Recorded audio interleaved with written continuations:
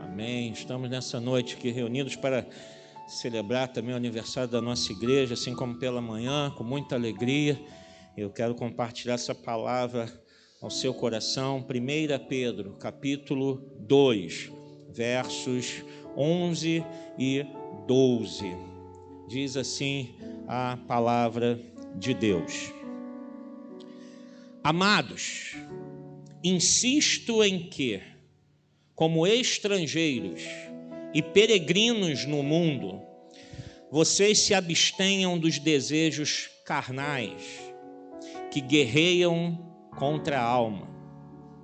Vivam entre os pagãos de maneira exemplar, para que, mesmo que eles os acusem de praticarem o mal, observem as boas obras que vocês praticam e glorifiquem a Deus no dia da sua intervenção. Senhor, obrigado pela leitura da Tua palavra. De pé nos colocamos em reverência a esse livro que não foi escrito segundo o conhecimento humano, escrito por homens sim, mas inspirado pelo Santo Espírito de Deus. Foi o Senhor quem soprou, quem inspirou cada um dos autores bíblicos para registrar aquilo que nos serve de direção, de alimento e de fortalecimento para a nossa alma. Te agradecemos, Deus, te louvamos, Pai, e aqui estamos nós, prontos para ouvir a Tua voz, prontos para ouvir o que o Senhor tem a dizer aos nossos corações. Nos abençoa a todos nós nesta noite, é a nossa oração, gratos a Ti. Eu também me coloco em Tuas mãos, pedindo Tua graça, misericórdia sobre a minha vida, Deus, para que também eu, junto com os meus irmãos, sejamos abençoados por Ti. Oramos gratos em nome de Jesus, que o povo de Deus diga, pode se sentar, em nome de Jesus.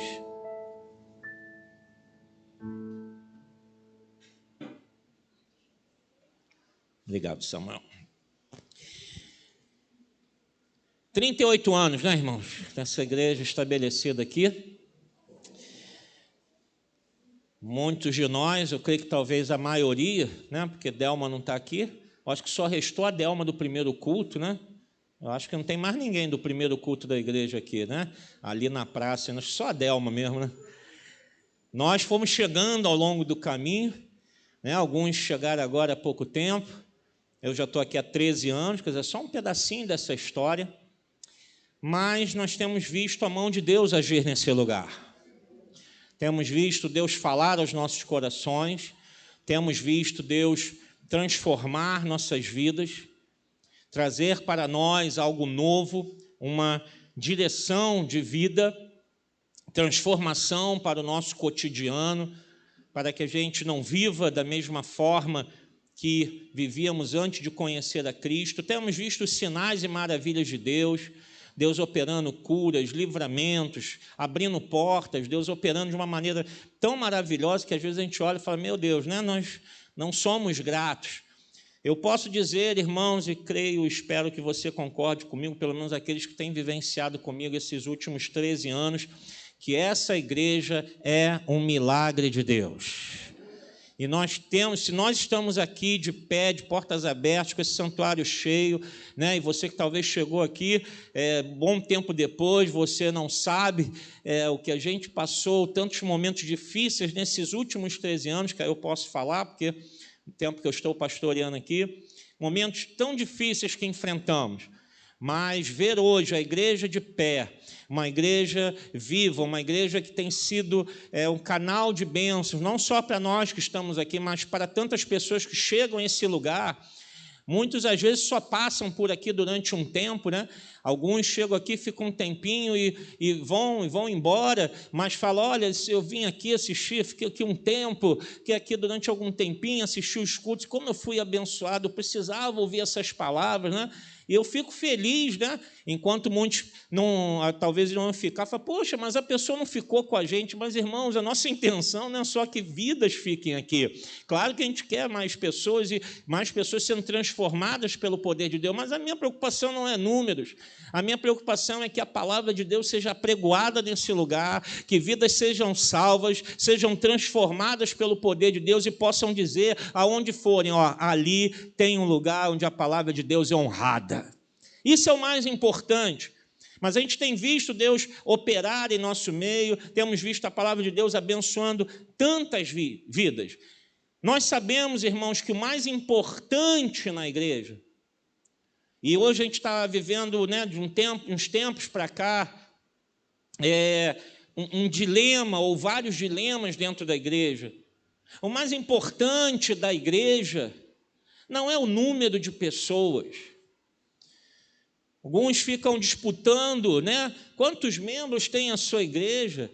Quantos membros tem a igreja tal? E ficam querendo comparar como se o número de pessoas reunidas num local fosse o ponto decisivo ou mais impactante do que Deus está fazendo. Irmãos, Jesus deixou claro uma coisa: onde tiverem 2 ou 3, mas pode ser 2 mesmo, se tiverem 2 reunidos no nome dele, ele se faz presente ali. Então não é o número, mas a gente vive numa sociedade que quer valorizar isso. Não, tem que ter muita gente, né? E não é isso que faz a diferença. Também não estou dizendo que a igreja que tenha muitos membros é a igreja que não seja abençoada, de jeito nenhum. Mas não é o nosso alvo primeiro. Não é ter quantidade de pessoas, não é ter grandes realizações.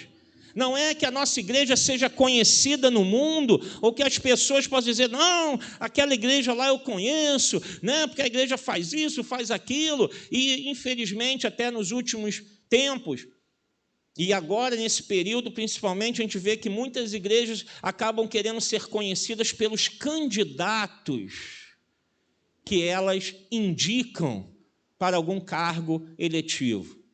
É uma tristeza grande, porque a igreja não foi chamada para ser conhecida por esses motivos. Não é, nós somos conhecidos porque nós temos um deputado estadual, ou federal, um vereador, ou isso, aquilo, outro. Não, irmãos.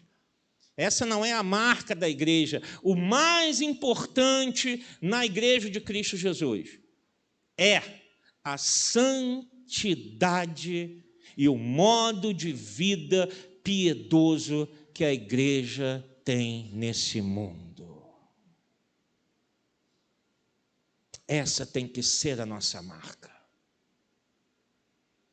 É isso que tem que ser a nossa identidade.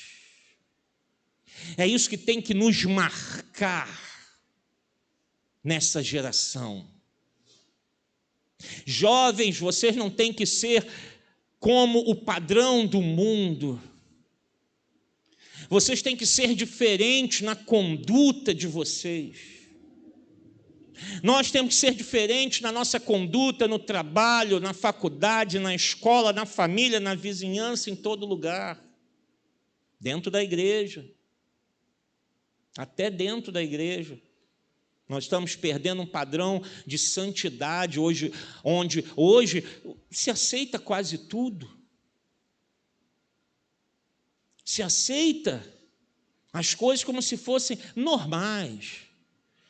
A gente está num outro tempo, agora nós somos mais modernos. Então, isso pode, aquilo pode. Você vê a igreja hoje apoiando aborto, apoiando assassinato de bebês no ventre da sua mãe, algo antibíblico. Você vê a igreja defendendo e apoiando até as minorias, porque são aqueles que são 1% da população estão ganhando mais valor do que o restante dos 99%. Como se tivesse criado uma diferença, e às vezes usa-se o evangelho de modo a diferenciar. Irmãos, não importa a nossa cor de pele, se eu sou branco, você é moreno, se você é preto, você é amarelo, azul, roxo, lilás, não importa, nós somos servos do Deus Altíssimo, não há diferenças entre nós, amém? Não há. Então a igreja não pode criar isso para pensar, não, agora vamos aceitar tudo, e aí se aceita e diz, agora nós vamos aceitar o homossexualismo aqui, porque essa minoria precisa ser valorizada, e Deus é amor. Espera aí. Não, esse modo de vida não condiz com a palavra de Deus, não condiz com a Bíblia Sagrada. Hoje aceita-se o divórcio, aceita-se casamentos que vão e voltam, prostituição e tantas outras coisas. Onde está a santidade da igreja? Onde está a santidade do povo de Deus? Essa tem que ser a nossa marca. As pessoas, ao chegarem nesse lugar, não tem que ver em nós, esse pessoal é mais bonito, esse pessoal tem mais dinheiro, esse pessoal é mais isso, é mais culto, é mais... Não, irmãos. Eles têm que olhar para nós ao chegar aqui, ao conviver conosco no dia a dia, e ver que há uma diferença em nós, que nós estamos a cada dia rejeitando os manjares desse mundo e procurando viver em obediência e santidade na presença do Senhor. Eles têm que chegar a esse lugar e achar que nós somos estranhos. Vocês são diferentes. O que tem de estranho nessa igreja? É porque a gente está buscando a santificação. Não somos perfeitos, somos todos falhos, e se por acaso você é perfeito, por favor, você pode ir embora, procure outro lugar, porque aqui não é o seu lugar. Aqui é o lugar de nós que somos falhos, e que os falhos pecadores digam amém. Amém! Não, é o meu amém. Esse é o meu amém. Porque eu estou incluído nisso aí. Se eu fosse perfeito, eu não tinha que estar aqui, eu estou num lugar errado. Aqui é o lugar que a gente está buscando a santificação, viver um modo de vida piedoso. Pedro está falando aqui no versículo 11, amados, insisto. Ele insiste com a igreja que, como estrangeiros e peregrinos no mundo, vocês se abstenham dos desejos carnais que guerreiam contra a alma. Irmãos, é verdade, nós somos estrangeiros e peregrinos nesse mundo. Nós não somos desse mundo. Uma vez perguntaram, né? Você acredita em extraterrestres? Sim, eu sou um. Nós não somos dessa terra, amém? Não, Jesus deixou claro, nós não somos desse mundo, nós estamos aqui, mas não somos daqui. Nós não pertencemos a esse mundo. Quando você entra no reino de Deus, a gente passa a viver de um modo como estrangeiros, forasteiros nessa terra. Estamos aqui apenas passando um tempo e depois vamos chegar à nossa morada celestial eterna. Mas para isso nós temos que viver em santidade. E aí Pedro vai continuar dizendo no versículo 12: vivam entre os pagãos, ou seja, aqueles que não conhecem a Deus, aqueles que não conhecem a palavra de Deus, aqueles que não têm um encontro real com Cristo. Vivam entre eles. Então não está mandando a gente sair fora, né? Se tranca dentro de casa, vem todo mundo morar na igreja, agora que a gente vai se afastar do mundo. Não. A gente tem que conviver com as pessoas no nosso trabalho, na escola, na faculdade, a vizinhança, às vezes os familiares, né? Temos que conviver ali. Pedro está falando, vivam entre eles, mas de uma maneira exemplar, para que mesmo que eles os acusem de praticarem o mal, observem as boas obras que vocês praticam e glorifiquem a Deus no dia da sua intervenção. Nós temos, irmãos, que lutar contra a nossa carne diuturnamente. É uma guerra incessante que nós travamos, de lutar contra os nossos desejos, as nossas vontades que desagradam a Deus. Temos que, em todo tempo, dizer não para muitas coisas. Dizer não a muitas facilidades, oportunidades, alternativas, que, na verdade, vão nos tirar da presença de Deus. A gente tem que dizer, não, isso aí não. Disso eu não participo. Isso eu não faço. Não, porque eu sou cristão. É uma luta ferrenha. Mas Pedro está dizendo aqui, olha, vocês têm que ter uma conduta exemplar. Conduta exemplar não é que nós não vamos cometer falhas, não vamos ter erros, mas está dizendo que nós temos que honrar a palavra de Deus. Se você é conhecido por ser aquele mentiroso ou a mentirosa, como você testemunhará de Deus, que é a verdade? Se todos apontam para você e dizem, esse aí é um mentiroso. Fulana não acredita nada nela, mas ela não é crente. Mas mente. Sei que crente é essa não. E as pessoas falam. Como vamos testemunhar da verdade se agimos na mentira? Se agimos de forma incorreta, se desagradamos a Deus, se fraudamos, se nós deixamos que a carne nos conduza, e muitos às vezes usam a desculpa para dizer, não, mas eu faço isso para me aproximar dos incrédulos. Mentiroso. Está só querendo uma brecha para fazer o que a tua carne está pedindo. Eu não preciso pecar para pregar o evangelho ao perdido. Eu tenho que mostrar a ele que eu sou diferente dele. E essa diferença não é minha, essa diferença é Jesus que está na minha vida. Isso que Pedro está falando, vivam entre eles, mas vocês têm que ter um comportamento diferente. Uma conduta exemplar, diferente daqueles que não temem a Deus. Não pode fazer as mesmas coisas, viver da mesma forma, ter o mesmo linguajar, o mesmo procedimento, tomar as mesmas decisões, porque nós fomos chamados para sermos santos ao Senhor. Essa é a marca da igreja. É assim que a igreja tem que ser conhecida. Todos os dias nós temos que lutar contra a nossa carne e as nossas vontades. Hoje nós vamos sair daqui, você pensar que domingo maravilhoso, né? De manhã uma bênção, agora à noite, acabou. Não. A gente vai sair daqui e as guerras vão continuar. Não precisa nem a gente sair daqui, porque quando a gente descer, vamos lá atrás, ter aquela festinha, aquele bolinho dos aniversariantes, e de repente a bandeja vai chegar perto de você, você vai, não, primeiro serve aquele visitante ali, depois eu como.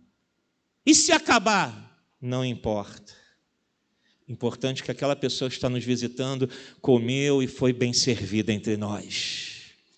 É o testemunho. Não é para você, na hora de ser servido, pegar, encher a mão assim, não, peraí, passa a mão assim, igual uma retroescavadeira, né? Tem uns que são assim, no pratinho de salgadinho, né? Passa a mão assim, vem aquela retroescavadeira, ainda tem uns que levam para casa.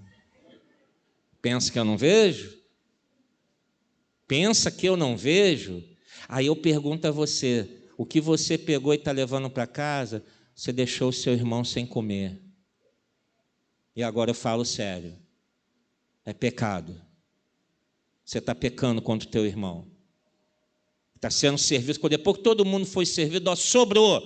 Quem quer levar? Aí tudo bem, então vamos repartir os despojos da festa, né? Tudo bem. Mas enquanto está sendo servido, espere os teus irmãos comerem. Isso é conduta cristã. Você não tem que vir aqui para matar a tua fome. Fome a gente mata onde? Parabéns, a resposta vocês sabem. Então vamos praticar. Aqui é uma comunhão. Né? Hoje tem festa. Ai, meu Deus, tô desde uma só tomei café, pastor. Né? Não, está fazendo tudo errado, querido. Querida, não é assim não. Não. Aqui é para a gente ter a comunhão. Eu vou pegar o suficiente, comer o salgadinho, todos serão servidos, né? Sai com, né? Guarda tua mãozinha de retroescavadeira, porque hoje eu vou estar de olho. Eu só vou dar um grito lá atrás, retroescavadeira! Já sabe que é alguém que está metendo a mão assim, né? Mas, irmãos, a gente tem que ter, entendeu? Em tudo a nossa conduta. É aqui dentro, é lá fora, é no trabalho, é em tudo que a gente faz. Conduta exemplar. Diga junto comigo, conduta exemplar. 2 Pedro. É só ir um pouquinho para frente. Capítulo 1. versículo de número 10.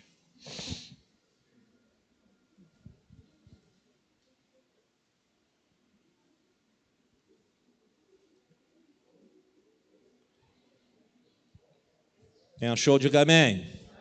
Portanto, irmãos, empenhem-se ainda mais para consolidar o chamado e a eleição de vocês.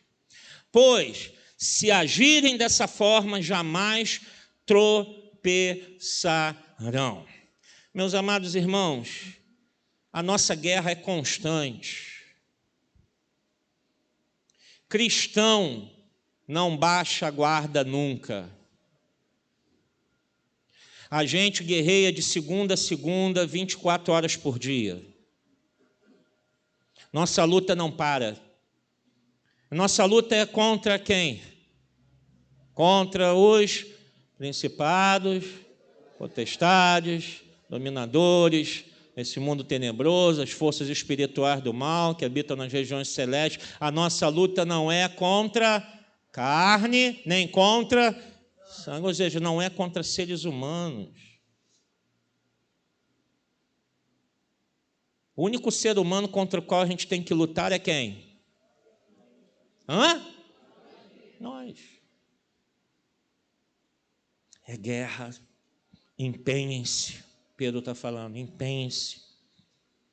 Tem que ter o empenho de soldado. Jonatas está lá no quartel, né?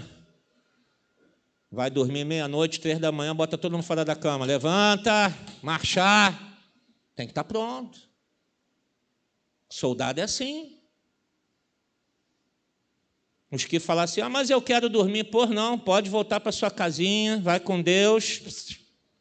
Aqui não é teu lugar, porque soldado tem que estar pronto de manhã, de tarde, de noite, a hora que for, se dormiu, se não dormiu, se comeu, se não comeu, tem que estar pronto. Nós somos o exército de Cristo Jesus, irmãos. E nós cantamos que Ele é o nosso general.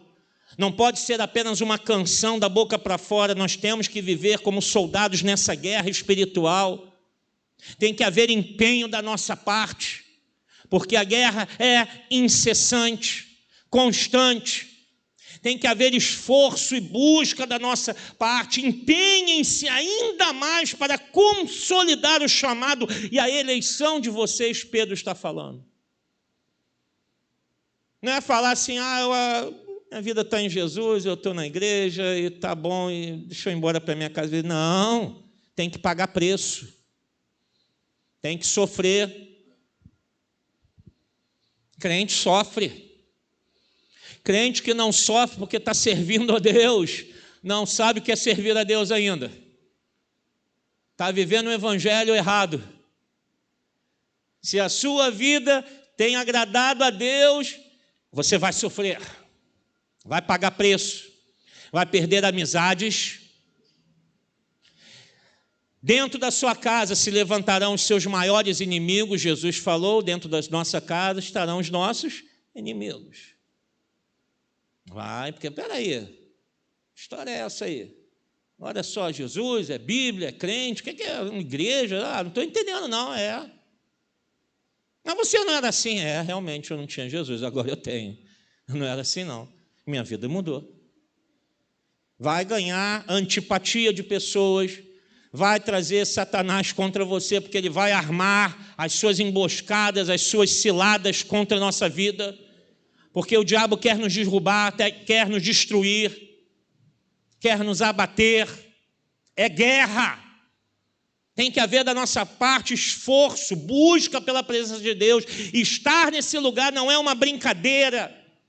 Assumir o compromisso com Cristo não é passar o nosso tempo, não é desfrutar do bom e do melhor, pelo contrário. É saber que a gente vai ser atacado dia todo, todo dia. Porque, irmãos, o mundo já está nas mãos de Satanás. Quem ele quer? Aqueles que não estão na mão dele. Quem são esses? Nós, a igreja. E vai querer abater a mim, a você, vai querer, ele não está satisfeito. Não está satisfeito. Então tem que ter esforço. Pedro está falando aqui para consolidar o chamado e a eleição de vocês. Chamado, né, irmãos? Chamado perde validade, né? Você chama fulano.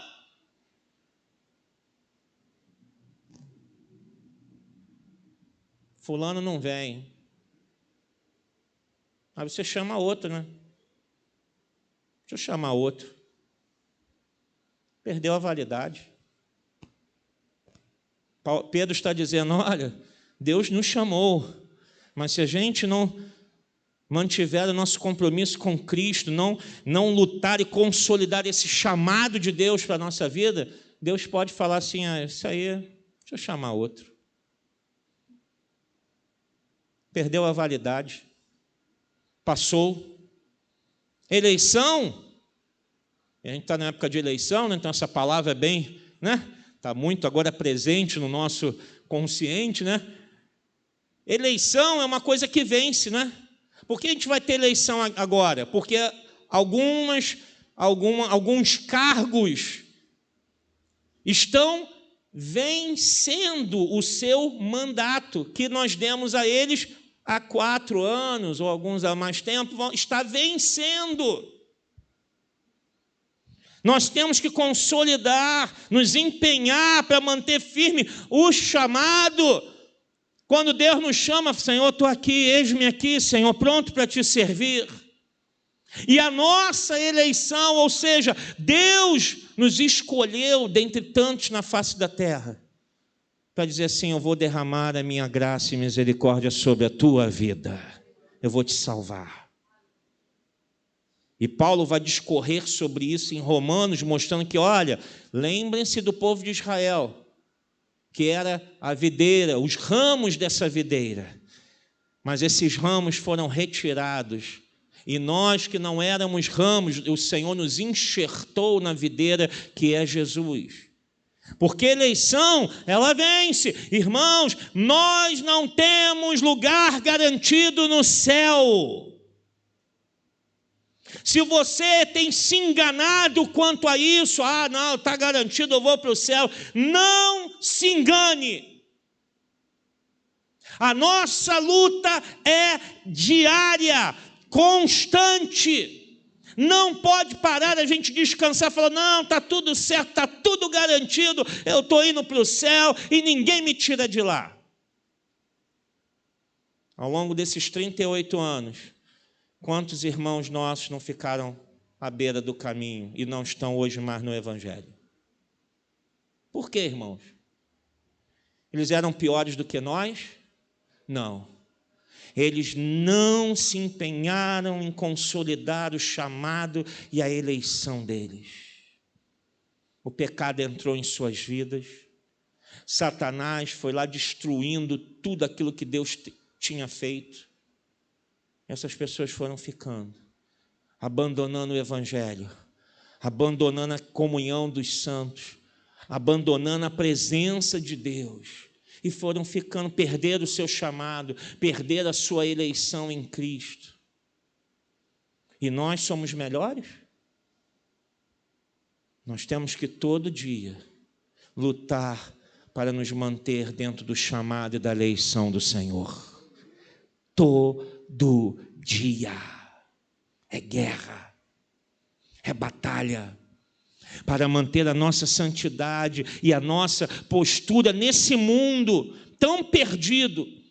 Nós temos que mostrar que há uma esperança, e essa esperança é Cristo em nós. Cristo em nós. Senão, nós nos perdemos. Ainda em 2 Pedro, capítulo de número 2, por favor, vire aí 1 ou 2 páginas da sua Bíblia. Capítulo de número 2, versos 19 a 22. Vou passear com você aqui em vários textos. Pedro vai falar assim também, prometendo-lhes liberdade. Eles mesmos são escravos da corrupção, pois o homem é escravo daquilo que o domina.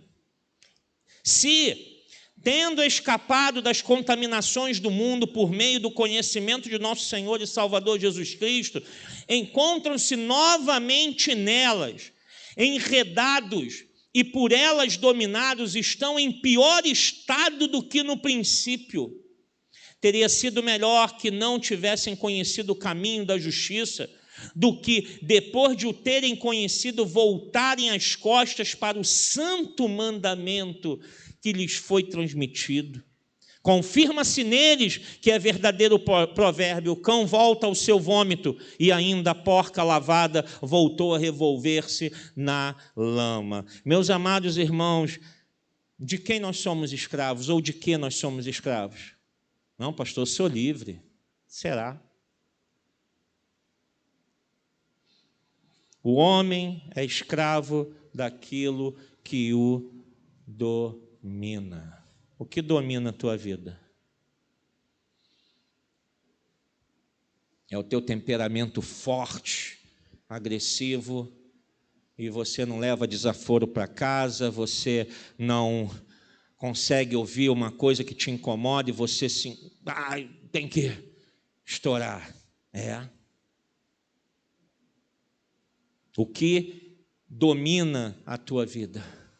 O que domina a tua alma? De quem você é escravo? É de uma vida de devassidão?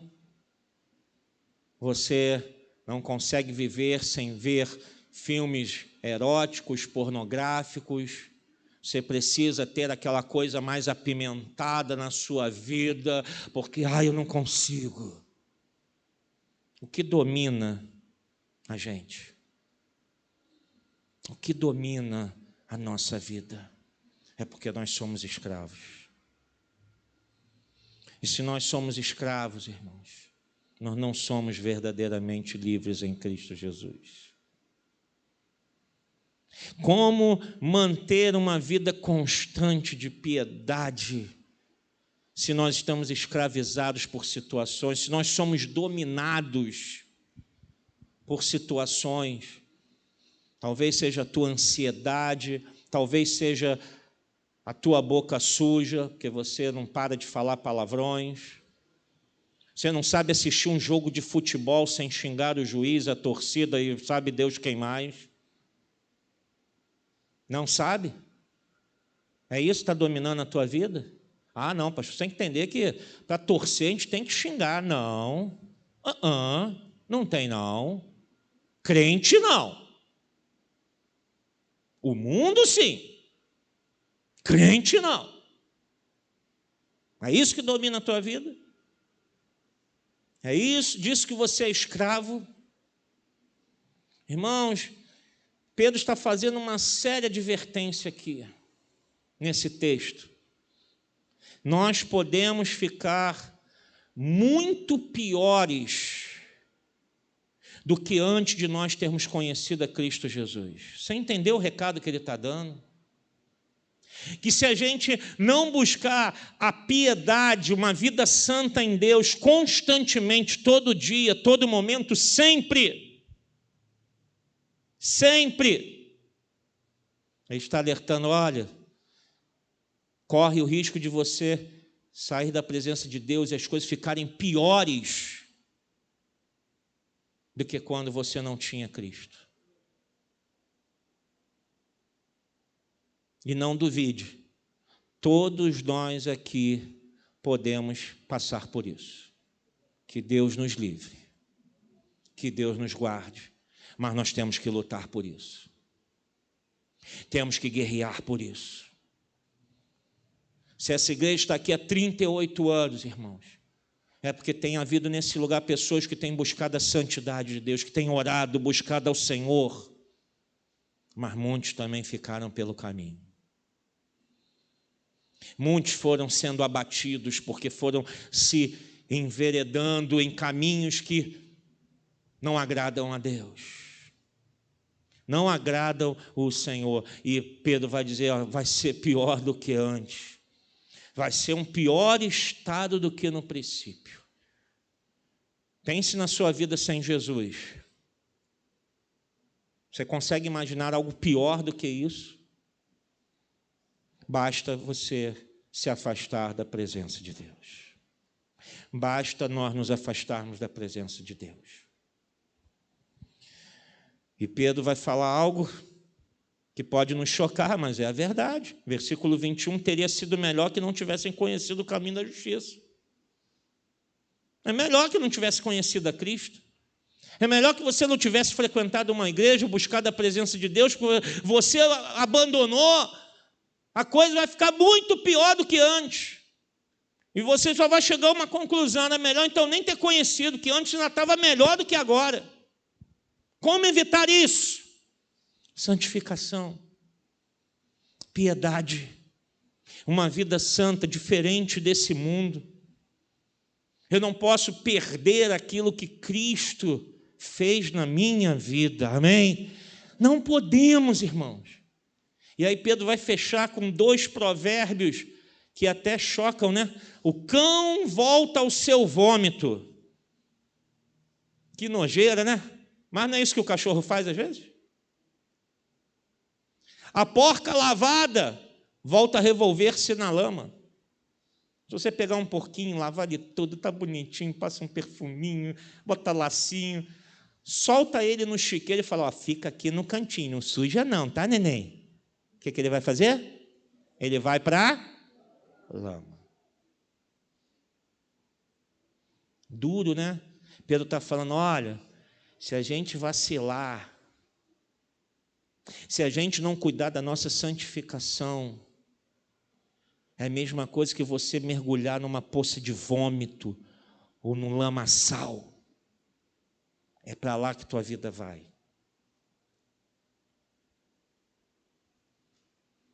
Podemos olhar para trás e falar, glória a Deus por esses 38 anos, mas nós temos muita coisa pela frente ainda, irmãos, amém? E a gente tem que olhar para frente, a gente não caminha olhando para trás. 38 anos, que maravilha, mas o futuro está aqui. Eu tenho que olhar para frente. E o que vem pela frente, que cada dia mais, Deus está esperando que a sua igreja seja destacada nesse mundo, não pelas suas realizações, mas pela vida santa nessa terra. Não há outro diferencial. Ou a gente vive na presença de Deus, ou nós vamos voltar para a lama, vamos voltar para o vômito do pecado. É um sério alerta, irmãos, mas que nós temos que manter constante a nossa piedade. 1 João, vamos um pouquinho mais à frente, folhei aí mais 1 ou 2 páginas, você vai ver a primeira epístola de João, capítulo 1, versículo 6. Se afirmarmos que temos comunhão com Deus, mas andamos nas trevas, mentimos e não praticamos a verdade. Não há meio termo, amados. Você entende que servir a Cristo, ser um cristão, não é apenas frequentar um templo religioso. Isso não serve de nada. Não se engane. Ser cristão é viver 24 horas por dia na presença do Espírito Santo de Deus. E isso vai exigir de cada um de nós santidade. Porque a gente pode falar assim, não, eu estou na presença de Deus, eu tenho comunhão com Deus. Mas se a gente anda no pecado, é uma mentira, você está vivendo uma vida mentirosa. E nessa noite a gente tem a oportunidade de consertar os nossos caminhos com Deus. De olhar para frente e não ficar só se pegando aos 38 anos que passaram, olhar para o passado, 38 anos da igreja, não, peraí, tem que olhar para frente. Não adianta eu ficar olhando lá, não, pastor, 20 anos atrás, há 30 anos atrás. Muito bem. Eu tive uma pessoa assim na minha vida, né? Que fala, pastor, há 20 anos atrás. Pastor, há 15 anos atrás. Pastor, há 30 anos atrás. Eu peguei um dia, vem cá, senta aí, filhinho, senta aí, vamos conversar. Você só fala do passado, rapaz. Eu quero saber do presente, porque no presente você não me mostra nada, você só me mostra do passado. Eu não vivi com você lá no passado, eu não estava lá com você naquele passado, eu estou com você agora aqui. Cadê a sua vida cristã? Cadê o seu testemunho de vida? Você não apresenta nada, você só me apresenta fatos do passado. Isso não tem valor nenhum. Ele concordou comigo, mas infelizmente não mudou a sua vida. Andamos nas trevas do pecado, irmãos? Que a gente pode estar aqui na igreja, né? Todo mundo hoje teve uns irmãos que capricharam, né? Danilo tá bonitão, rapaz. Danilo hoje caprichou e vai ficar envergonhado a vida toda, né? Tá bonitão hoje, hein, Danilo? Caramba, né, Jário? Capricha para tua filha, tem que caprichar, né? Tem que caprichar, né? Ai dele que não capriche, né, Jário? Cadê a Ângela? Olha a Ângela, gente, olha lá. Rapaz, não vou falar para você ficar de pé nem dar uma voltinha, não. Né? Mas hoje ele entrou na igreja desfilando, a Ângela, teve desfile, né? Teve uns aí que capricharam, né? Glória a Deus por isso, vocês estão lindos, né? E não é nenhuma indireta, nem para o Danilo, nem para a Ângela, por favor, não entendo assim, né? Citei o nome deles, mas não tem nada a ver. Você pode falar, pastor, o senhor também está muito bonito, o senhor vem hoje, né? Estou de sapato novo, gente. Vocês nem viram, né? Ninguém elogiou meu sapato, meu Deus do céu. Ai, é duro ser pastor.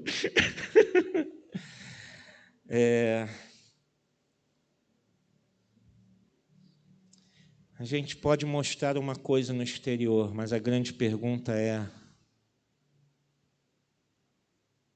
que está aqui dentro? A gente pode estar hoje aqui numa noite de festa, de alegria, muito bem arrumados, e está certo, você tem que vir bem arrumado para a casa de Deus, ainda mais numa noite de celebração ao Senhor. Mas a questão é o que está lá dentro. Que eu não vejo, que quem está aí do seu lado não vê. O que está lá dentro? Quem é você lá na tua casa? Quem é você na tua vizinhança? Quem é você no teu local de trabalho? Quem é você na tua escola, na faculdade? Quem é você lá? Porque o coração não tem roupa.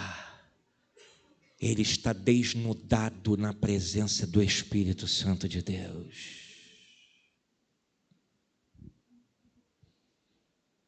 Você pode enganar a mim, enganar quem está ao seu lado, mas não podemos enganar o Espírito Santo. Não. A gente tem que viver uma vida transparente. Que andar nas trevas, mas dizer, não, eu tenho comunhão com Deus, eu tenho comunhão com o Senhor. E João vai falar, você é um mentiroso. E tem tantos mentirosos dentro da igreja. Tantos mentirosos vivendo na mentira. Vivendo uma vida de fachada, de mentira. Vivendo uma vida que não agrada a Deus. Irmãos, Jesus, ele deixou algo muito claro. O que tem que nos diferenciar nesse mundo? O que as pessoas têm que olhar? E aí Jesus vai usar a ilustração de uma árvore. Se você olha para uma árvore, né? Você não é botânico, você não é biólogo, você não tem nenhum tipo de formação. Você olha uma árvore muito bonita, com as folhas lindas, aquela tudo viçosa e tarará. Mas Jesus vai falar, se você não encontra frutos, de nada serve.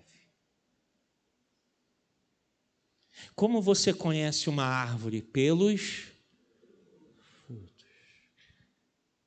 Claro que hoje tem um conhecimento maior, né? Mas naquela época era a língua, olhava assim, opa, tem ali a fruta tal, fruto tal, então isso é árvore tal.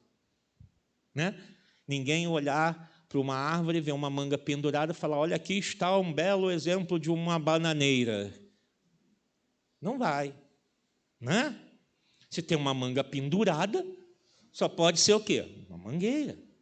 Não é escola de samba, não, tá? Já é mangueira, árvore, tá? Jesus vai falar, olha, é assim que o mundo tem que nos diferenciar.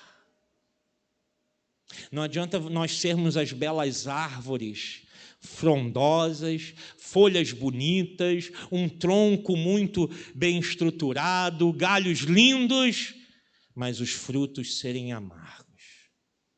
É viver na mentira, e João vai fazer o alerta, não adianta dizer que é crente, que é membro da igreja, não adianta carregar a Bíblia, pode deixar a Bíblia aberta em casa no Salmo 91, Salmo 23, sei lá o que mais, pode botar o dia inteiro a rádio, bota lá na rádio, é cristã, é melodia, é 93, é não sei mais o que, o dia inteiro, né, tocando, mas o teu coração continua sujo, de pecado.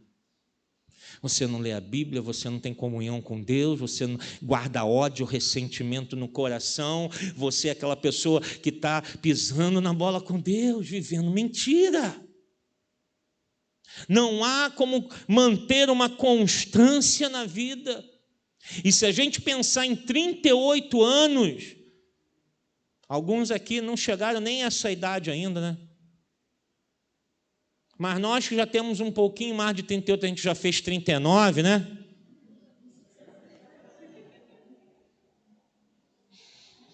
A gente olha para trás e pensa 38 anos da nossa vida, irmãos.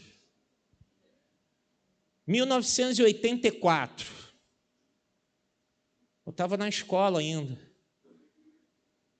Indo todo feliz com a minha mochilinha, lá para o Pedro II, em São Cristóvão. Estou lá. 12 anos de idade. O quanto já aconteceu na minha vida de lá para cá.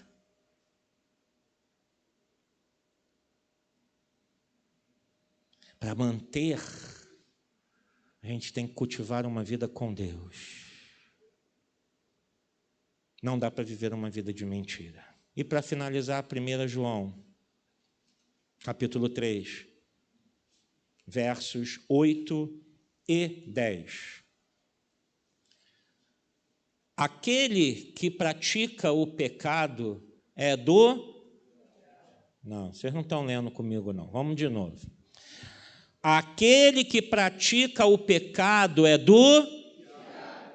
Porque o diabo vem pecando desde o princípio. Para isso o Filho de Deus se manifestou, para destruir as obras do diabo. Versículo 10. Desta forma, sabemos quem são os filhos de Deus e quem são os filhos do diabo. Quem não pratica a justiça não procede de Deus, tampouco quem não ama seu irmão. Pergunta-chave para a gente terminar essa meditação. A quem pertencemos? A quem você pertence?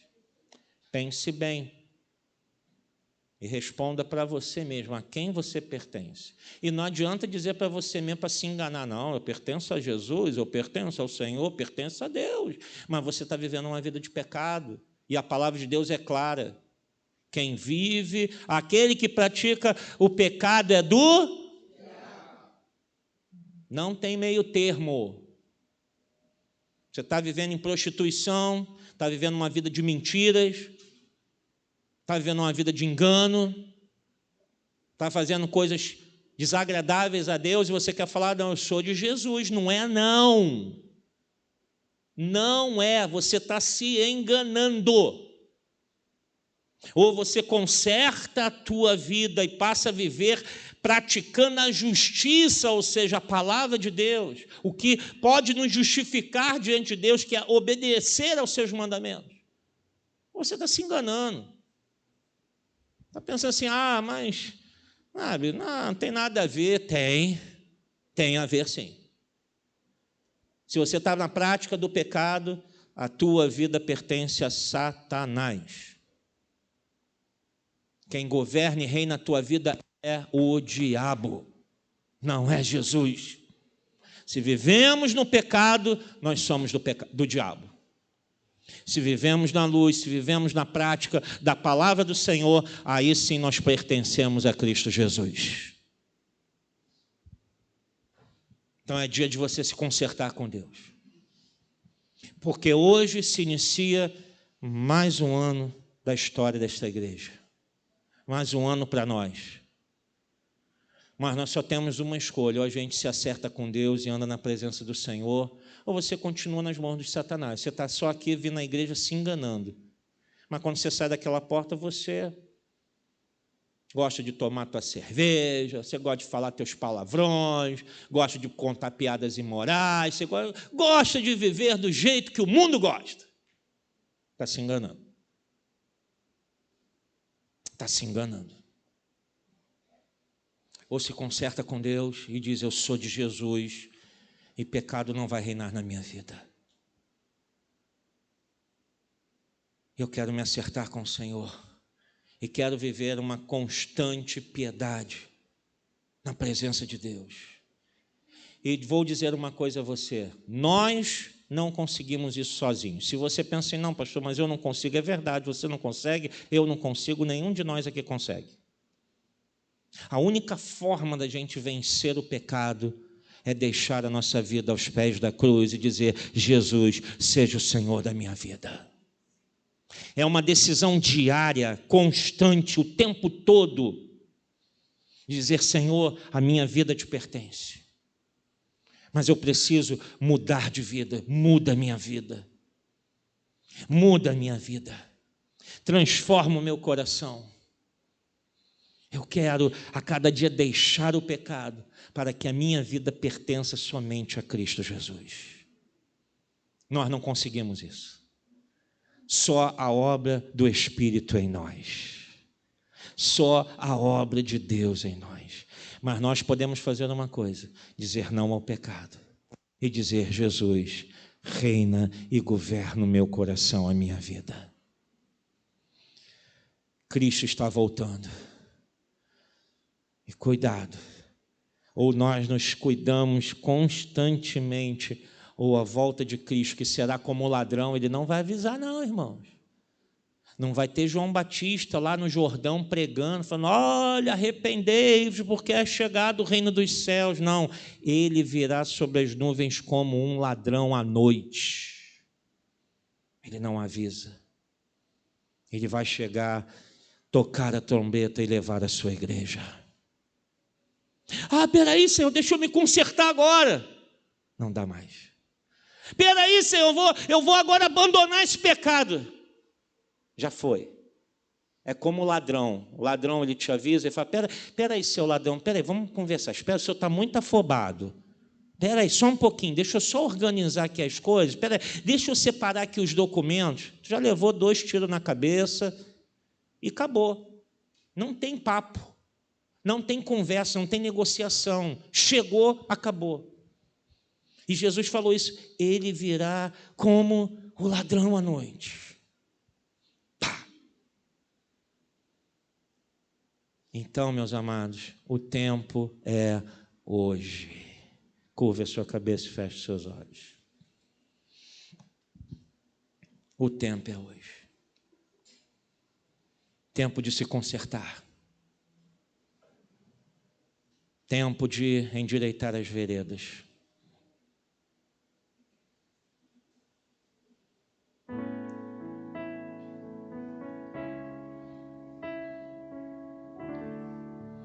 Tempo de viver uma vida piedosa. De dizer não ao modo de vida ímpio, pecador, pecaminoso que talvez você esteja levando. E dizer não a esse pecado que tem operado na tua vida.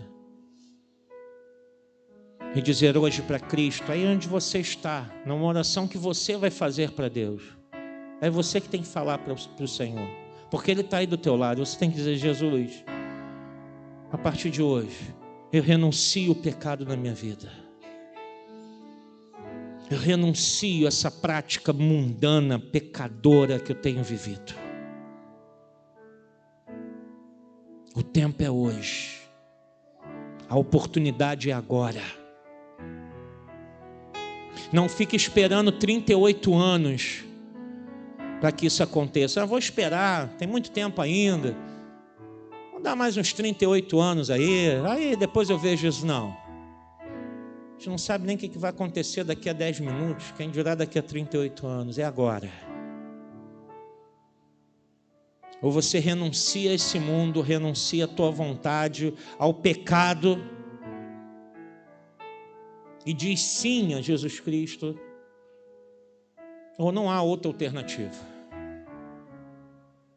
A escolha é sua para decidir qual será o seu destino eterno.